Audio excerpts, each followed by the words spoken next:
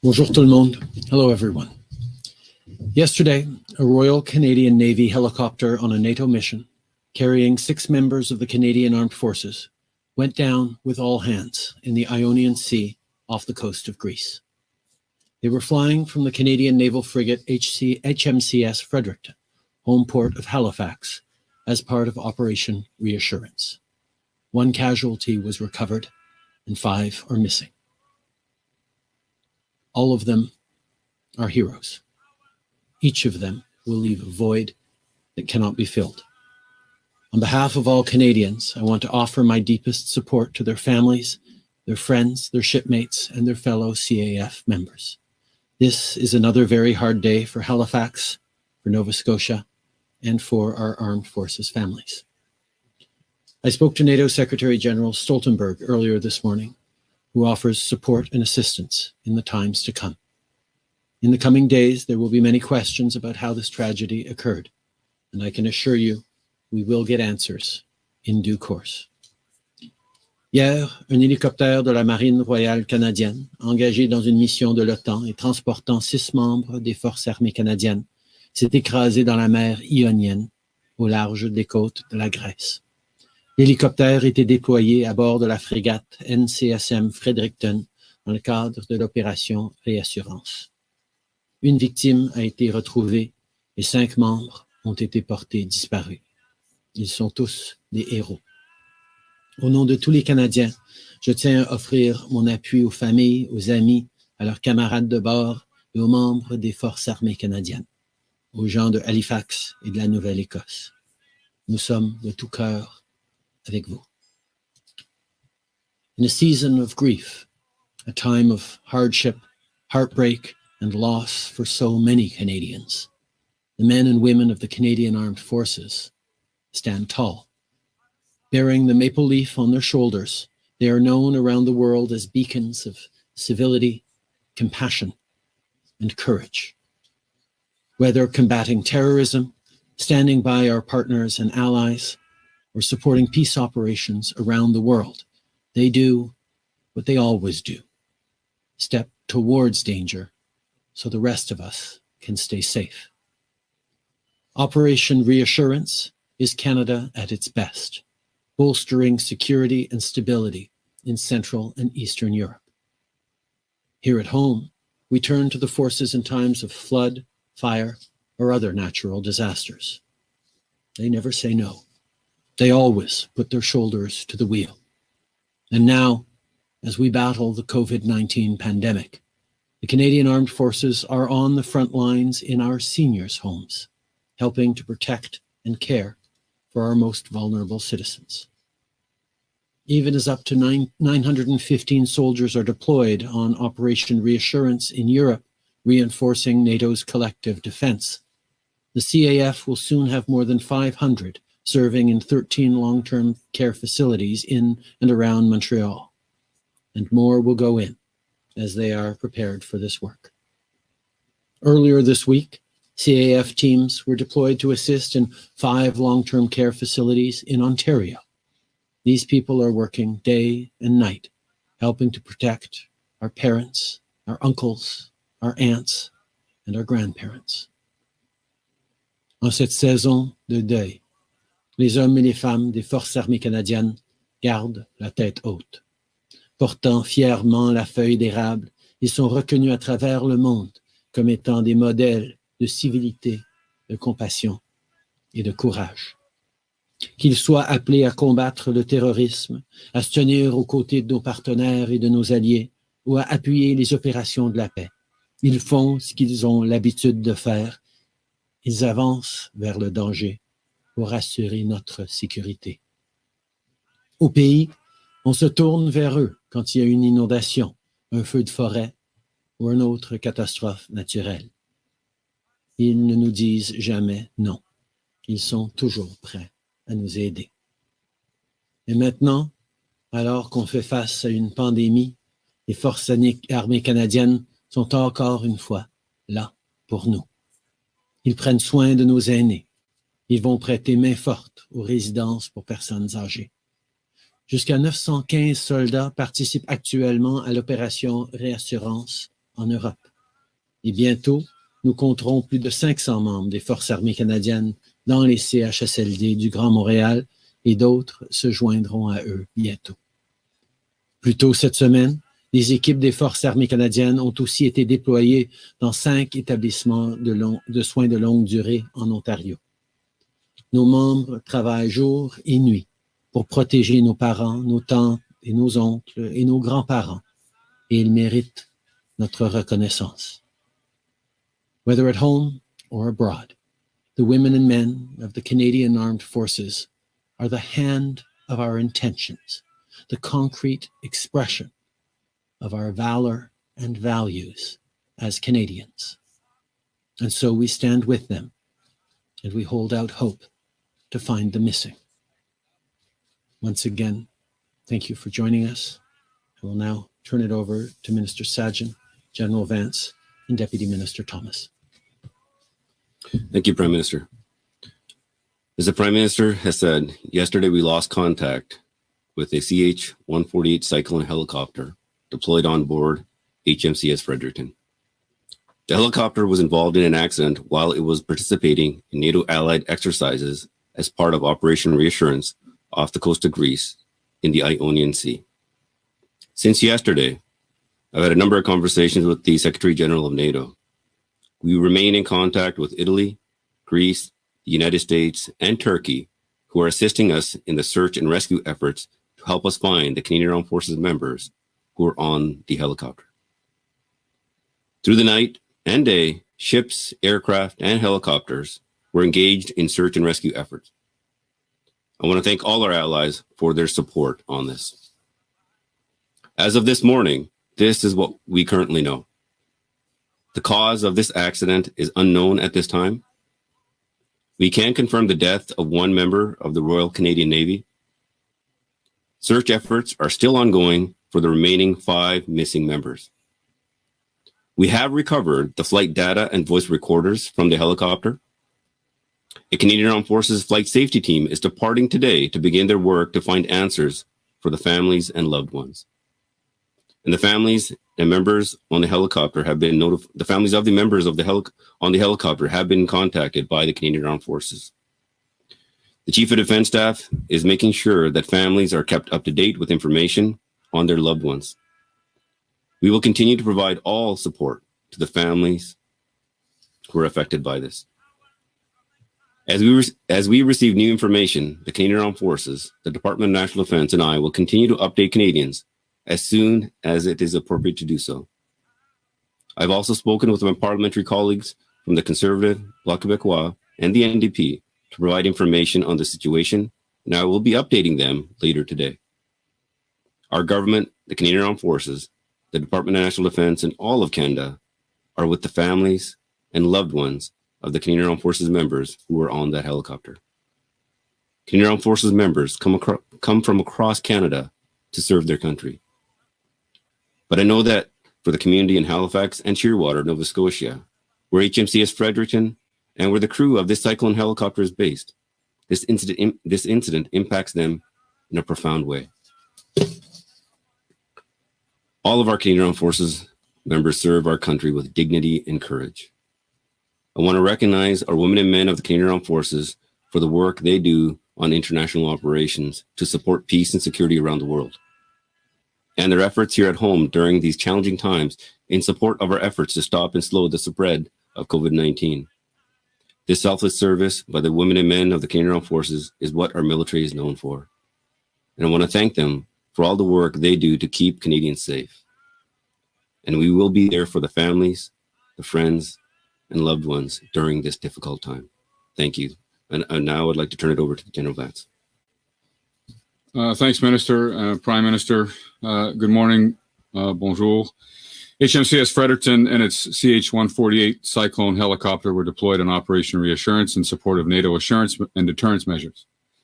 Approximately 240 members left Canada in January 2020. They had just marked their 100th day on operations and were due to return to Canada in July. L'NCSM Fredericton et son hélicoptère CH-148 Cyclone embarqués ont été déployés dans le cadre de l'opération Réassurance pour appuyer les mesures d'assurance et de dissuasion de l'OTAN. Environ 240 membres ont quitté le Canada le 20 janvier. Ils venaient tout juste de passer leur 100e journée de participation à l'opération et devaient revenir au pays en juillet. I am deeply saddened to tell you that the body of Sub-Lieutenant Abigail Cabral, Marine Systems Engineering Officer, has been recovered and 5 crew members remain missing. C'est avec une profonde tristesse que je vous annonce que le corps de l'enseigne de vaisseau de première classe Abigail Cabral, officier de génie des systèmes, a été retrouvé et 5 membres de l'équipage ont toujours porté disparu. We are not naming the missing at this point out of sensitivity for family. To the family and friends and shipmates of Sub-Lieutenant Cabral, our thoughts and prayers are with you during this difficult time. To those of you in agony, awaiting the word on the fate of their missing loved ones, we stand with you and are searching as hard as we can. There are no words to describe the pain that you feel right now, nor are there any words that can ease it. Please know that the entire Canadian Armed Forces, and clearly the country, is with you. J'offre à la famille de sous-lieutenant Cabral, à ses amis, à ses camarades, de bord mes sincères condoléances. Rien ne peut décrire toute la peine que vous vivez en ce moment et aucune parole ne pourra venir la soulager. Sachez toutefois que toutes les forces armées canadiennes et le Canada sont avec vous. At 4:35 p.m. Eastern European Time, the helicopter air detachment, call sign Stalker, took off from HMCS Fredericton during a NATO exercise off the coast of Greece. HMCS Fredericton was working alongside an Italian and Turkish ship under Standing NATO Maritime Group 2 and was conducting basic intership training serials. The Cyclone helicopter had conducted flight operations and was returning to the ship. At approximately 6:52 p.m., the ship lost contact with the air crew, and a few minutes later, flares were spotted in the water. À 16h35, heure européenne orientale, le 29 avril, le détachement d'hélicoptères indicatif d'appel Stalker a décollé le NCSM Fredericton pour prendre part à un exercice de l'OTAN mené au large des côtes de la Grèce. L'NCSM Fredericton se trouvait aux côtés d'un navire italien et d'un navire turc, le 12e groupe maritime permanent de l'OTAN, et effectuait des séquences d'entraînement de base entre navires. L'hélicoptère Cyclone avait effectué des opérations aériennes et retourné vers le navire.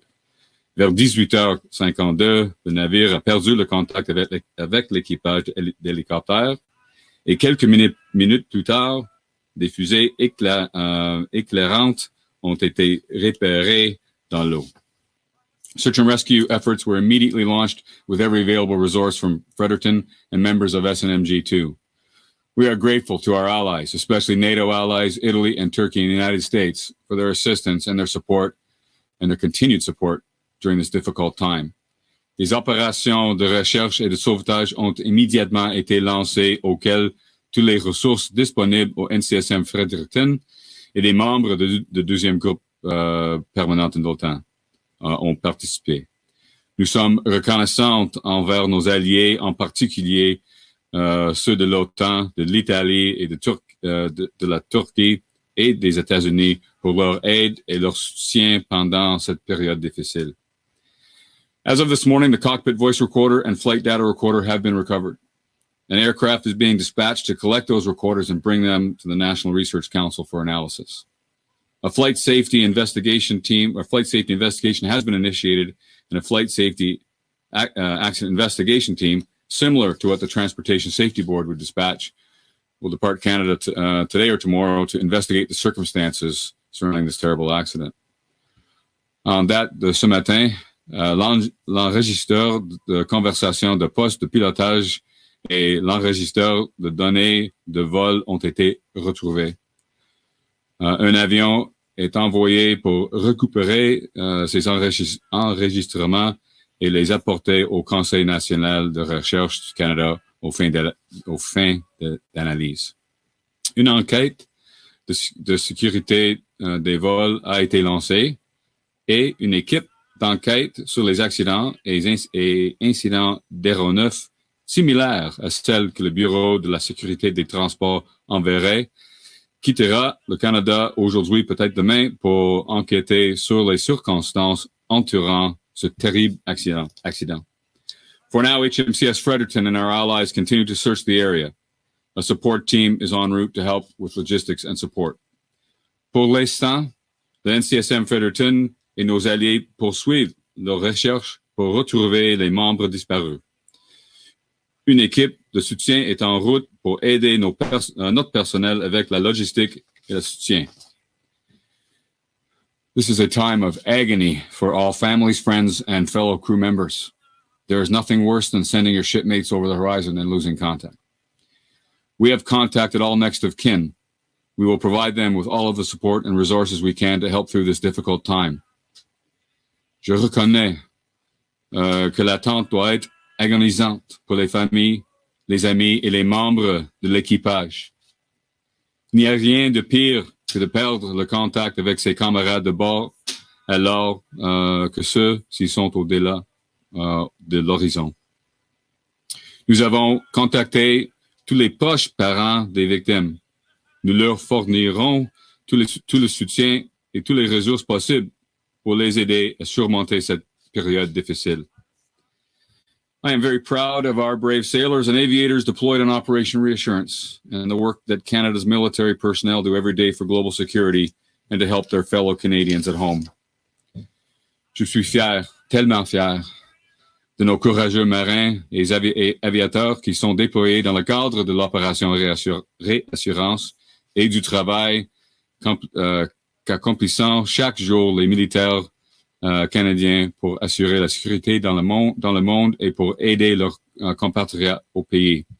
Our thoughts, my thoughts, all of our thoughts are with all of you. Thank you. Merci. Thank you, General Vance. Prime Minister, Minister, as a naval veteran, the daughter of a naval officer, and the wife of a naval officer, this tragedy hits home, for me especially hard, as I know it does for so many members of our wider defense team. We know that all Canadians extend their deepest sympathies to the entire crew of HMCS Fredericton, who serve shoulder to shoulder with their lost shipmate. As Deputy Minister of National Defense, I and the entire defense team stand ready to support the Minister of Defense, the Chief of Defense Staff, and all of those impacted by this truly difficult time. Thank you for being here, and we will now take your questions. Thank you, Deputy Minister. We'll go to the phones first. One question, one follow-up. Operator. Thank you. Merci. First question, Bill Curry, the Globe and Mail, line open. Yes, I think a question for General Vance. What can you tell us about Sub-Lieutenant Calbro, why she was on that helicopter, since we understand she's not a normal member of that crew? Right. Thanks, Bill. All of the details surrounding why she and one other were on the aircraft will be released as we get through the investigation. It'd be premature for me right now to describe anything beyond the facts we have right now than that I've given you. Suffice to say, she was authorized to be on the helicopter, and further details about her, her family, and anything pertaining to her will be released formally later when we can confirm all of the details. Thank you. And then for the Prime Minister, if you don't mind, a question on another topic. The Parliamentary Budget Officer released a report this morning saying that the federal deficit could reach $252 billion, and that it could climb higher if the current programs are extended or if the government approves fiscal stimulus measures when the economy recovers. So at what point do you reach the limit of what Ottawa can afford in response to COVID-19, and how will your government deal with the new debt once this crisis is over?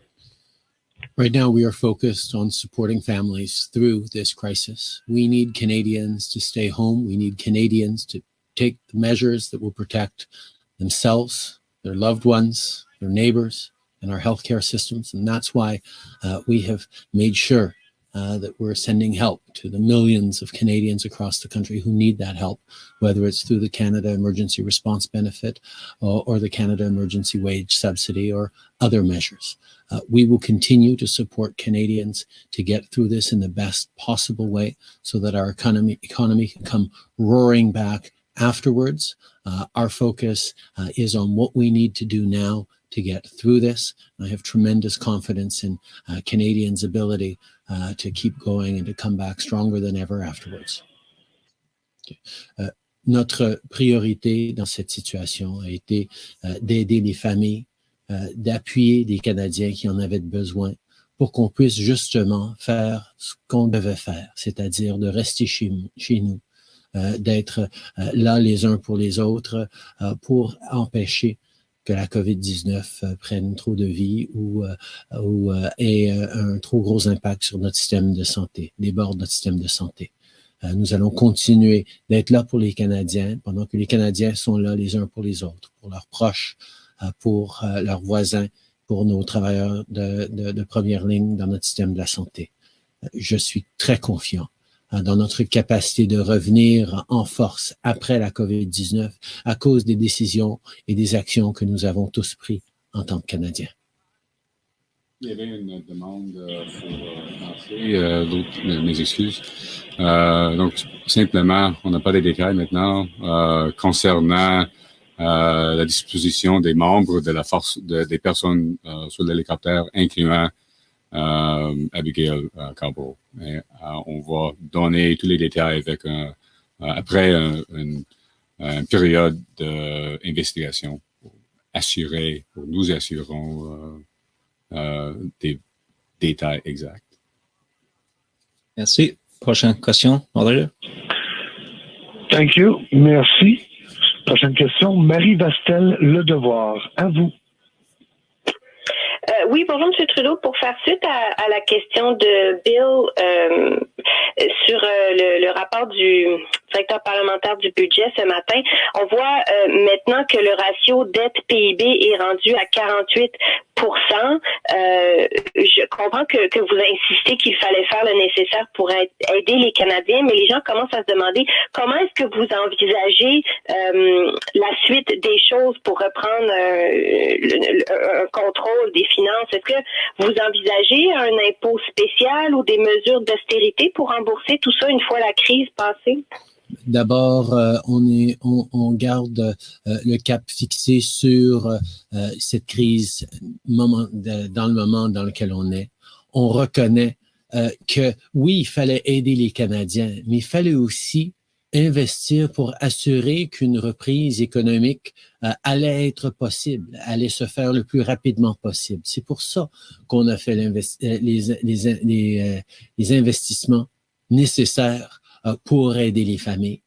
Oui, nous reconnaissons que c'est une crise économique qui va être difficile, qui est difficile actuellement pour bien des gens et qui va durer un certain temps, mais nous devons à chaque étape d'assurer que la reprise sera la plus forte possible. C'est pour ça que de garder les gens en lien avec leurs emplois, avec la subvention salariale, par exemple, l'aide pour les gens pour qu'ils puissent continuer de payer leur loyer, l'aide pour les entreprises qui vont pouvoir garder la liquidité et payer leurs loyers commerciaux pour rester en attente en santé économique.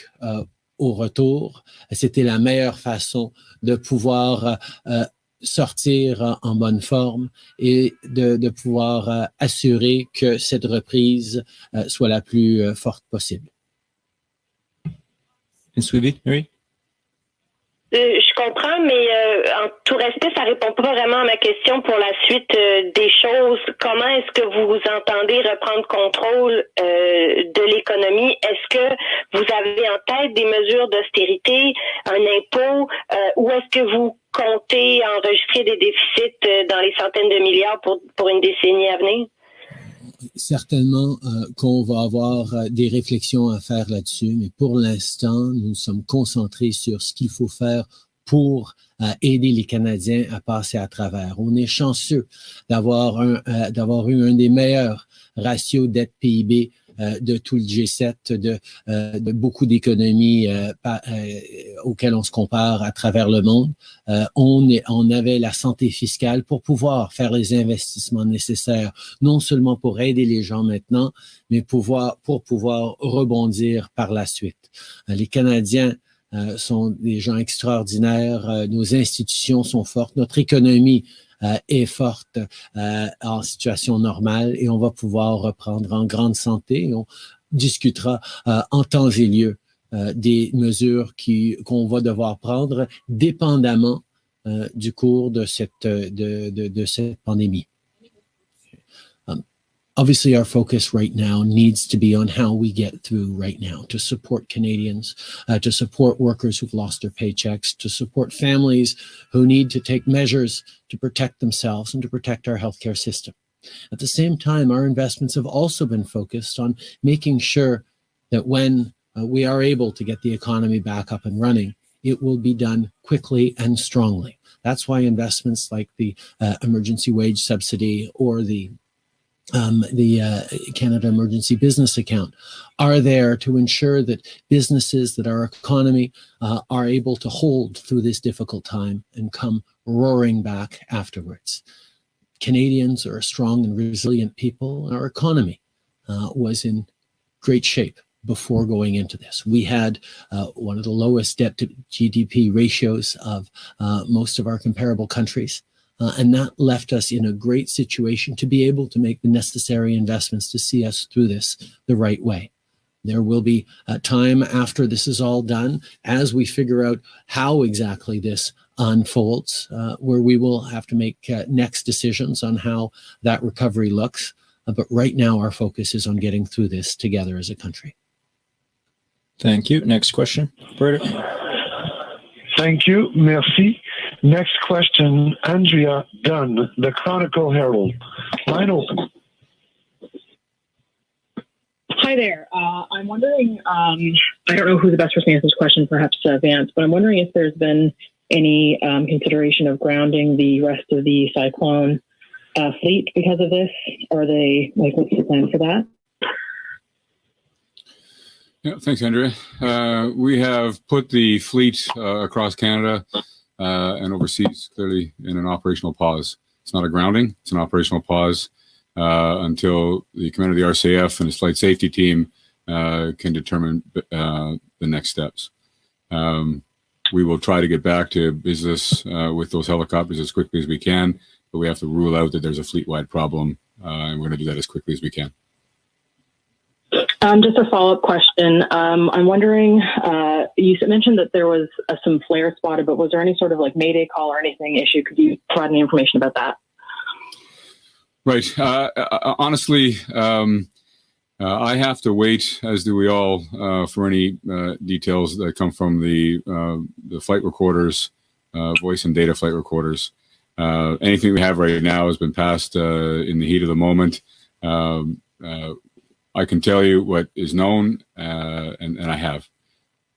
As far as any further details, they will have to come as a result of an investigation. Tous les détails vont venir, tous les détails concernant l'écrasé de l'hélicoptère va arriver avec après une investigation, une enquête.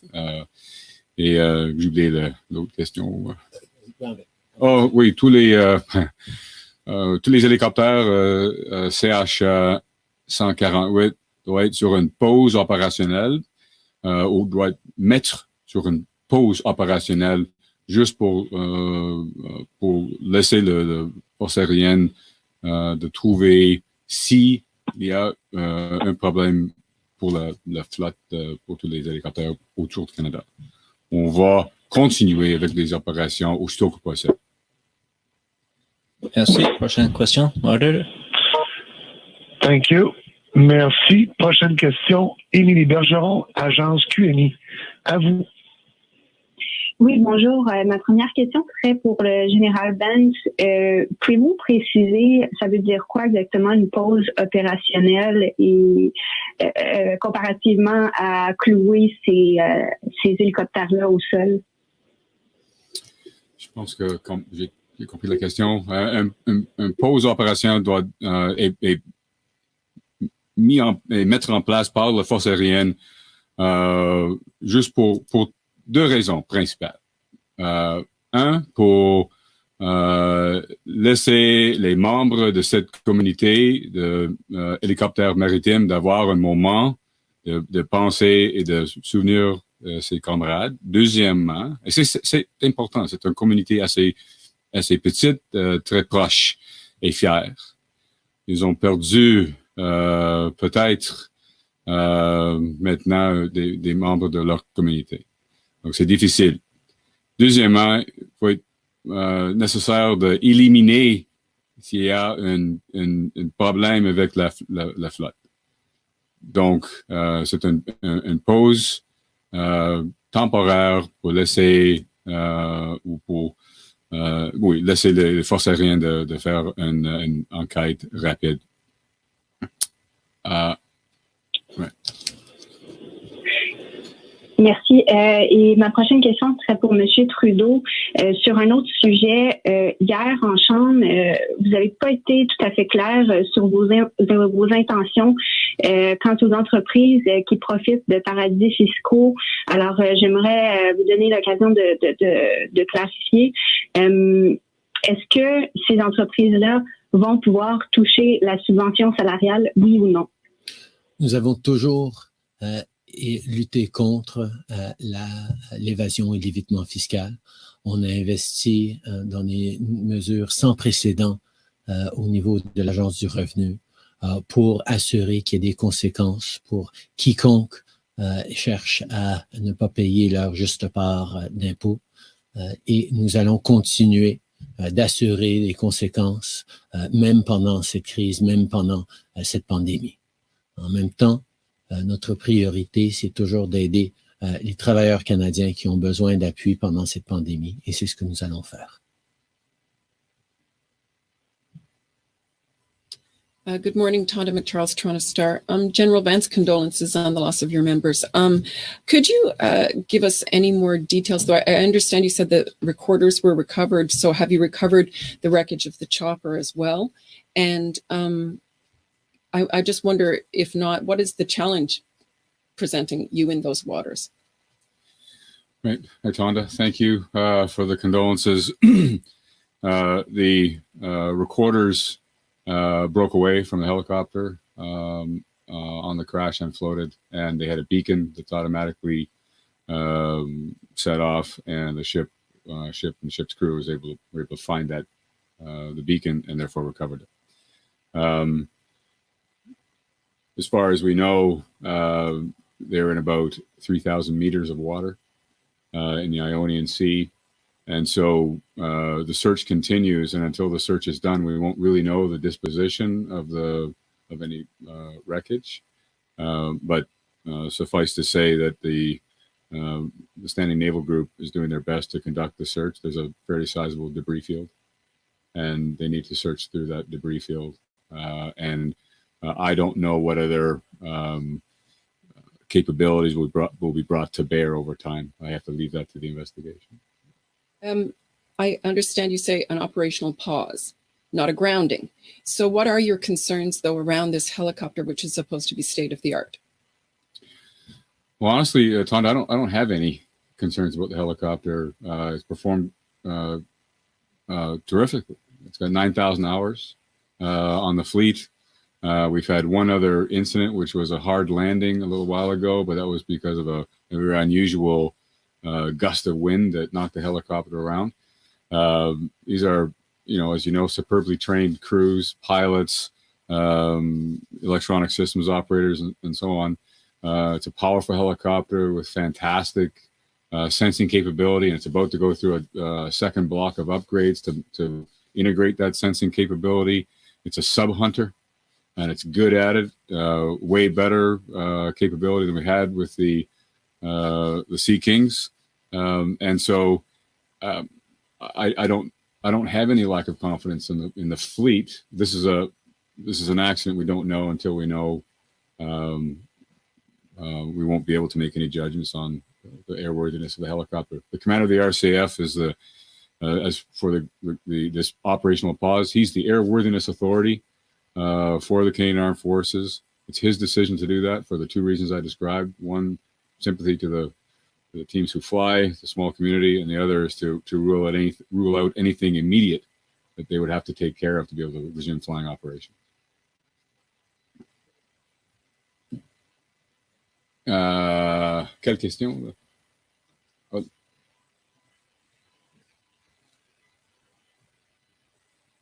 OK, nous avons et j'ai beaucoup de confiance dans cette flotte. Les hélicoptères sont state of the art.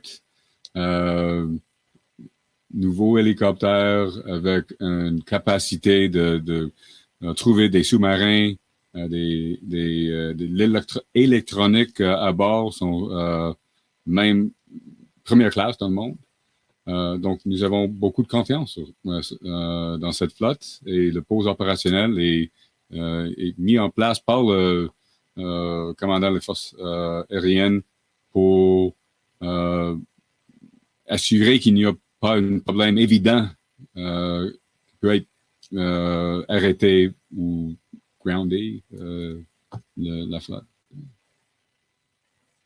Bonjour, Raymond Filion de TVA. Monsieur le Premier ministre, juste pour revenir brièvement sur la question du rapport du directeur parlementaire du budget. Je comprends, vous avez dit tout à l'heure, vous demeurez concentré sur la crise, il y aura des réflexions pour la suite des choses plus tard, mais spécifiquement sur la question des augmentations de taxes et d'impôts. Est-ce que c'est quelque chose que vous excluez, comme vous l'avez fait dans le passé, ou c'est une possibilité pour renflouer les coffres? On n'est pas du tout en train de penser à cela maintenant. On a énormément de confiance dans la reprise économique, dans la capacité des Canadiens de reprendre nos activités économiques et la prospérité que nous avions vue pendant bien des années. Les fondamentaux de notre économie demeurent extrêmement fortes malgré cette crise. Tous les pays de notre planète sont en train de faire face à de grandes difficultés économiques. Le Canada est entré dans cette crise de la santé avec un meilleur ratio dette PIB que presque tous nos partenaires et nous allons pouvoir en sortir, j'espère, mieux positionnés que d'autres et on ne devrait pas avoir à amener des mesures exceptionnelles. On est là pour travailler ensemble pour la reprise et j'ai énormément confiance dans la capacité et des Canadiens et de notre économie de le faire. Bonjour, Christian Noël de Radio-Canada. Jonathan Vance, est-ce que vous pouvez être plus précis sur la nature de la mission? Est-ce que ça impliquait la surveillance de forces ennemies, qu'elles soient militaires ou autres? Est-ce qu'il y a eu contact? Je vous laisse prendre des notes. Est-ce qu'il y a eu contact après la fin de l'opération et le retour vers NCH Fredericton? Est-ce que c'est à l'étude dans l'enquête? Et est-ce que les flares, c'est automatique ou est-ce que c'est manuel? Donc, est-ce que l'équipage a envoyé les signaux de détresse? En anglais? Ah, just kidding. Ah, c'est okay. C'est assez technique. Je vais répondre en anglais. Si je comprends la question, j'ai compris la question. Let me be very clear. Operation Reassurance is an assurance and deterrence measure, meaning that the alliance has put on the ground and at sea capabilities to tell Russia and any adversaries to not interfere with European security, North Atlantic security. And it's also to assure allies that we are all in this together. And Canada has been present, particularly at the maritime mission, without fail. At the time of the accident, the standing maritime group was conducting training and not conducting surveillance or particularly targeted operations on any particular vessel, adversary or otherwise. There was no From what I can tell, we can't rule anything out, but I'm quite certain from a military situation, this was not a function of contact or a shoot down. I want to make that abundantly clear. And I just lost the thread on your left. The manual or the automatic? As I understand it, from what I was briefed, that the flares would go automatically when it ditched. That will be determined more fully by the flight safety investigation. Merci. Prime Minister, can I, Tom Perry with CBC, can I ask you about another matter? We've seen a list of assault-style weapons that your government is considering banning. Can I ask why this list, why not other weapons, and the timing? Why are you doing this now? Is it because of the Nova Scotia shooting? We have long been committed to strengthening gun control in this country, including banning military-style assault weapons. There is no need in Canada for guns designed to kill the largest amount of people in the shortest amount of time. That was a commitment we made in the last election, and it's something on which there is a large consensus by Canadians who want to see less violence and fewer deaths from gun violence in this country. We were almost ready to go on measures to do just that when Parliament suspended because of COVID-19. And we will have more to say on this when we make an announcement around what we're doing to strengthen gun control in the coming days. Nous avons pris un engagement ferme auprès des Canadiens de bannir les armes d'assaut de style militaire parce qu'au Canada, il n'y a pas de place pour des armes qui ont été conçues pour tuer le plus grand nombre de gens dans le plus court laps de temps. Il y a un consensus à travers le Canada qu'on doit tout faire pour protéger les Canadiens et leur communauté contre la violence armée. Et nous nous sommes engagés de faire exactement ça. On était presque prêts à avancer avec des mesures pour renforcer le contrôle des armes à feu quand le Parlement a été suspendu à cause de la pandémie. Et quand nous allons faire des annonces dans les jours à venir, nous allons avoir plus de dire sur les mesures que nous allons entreprendre. Last question. Prime Minister Janet Silver, Global News, just to switch topics again, if you will. Were you or anyone in your government aware back in January that China had engaged in a global effort to procure PPEs and have those sent back to China? And if you or anyone in your government knew about this, why didn't you try and stop it? As of January 2nd, our Chief Public Health Officer convened a group of provincial public health officers to advise that there were reports of a new virus present in China.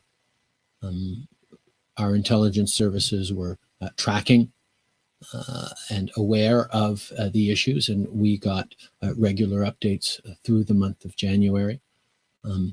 Further than that, I don't have anything to add. Thank you. That concludes today's press conference. Merci tout le monde.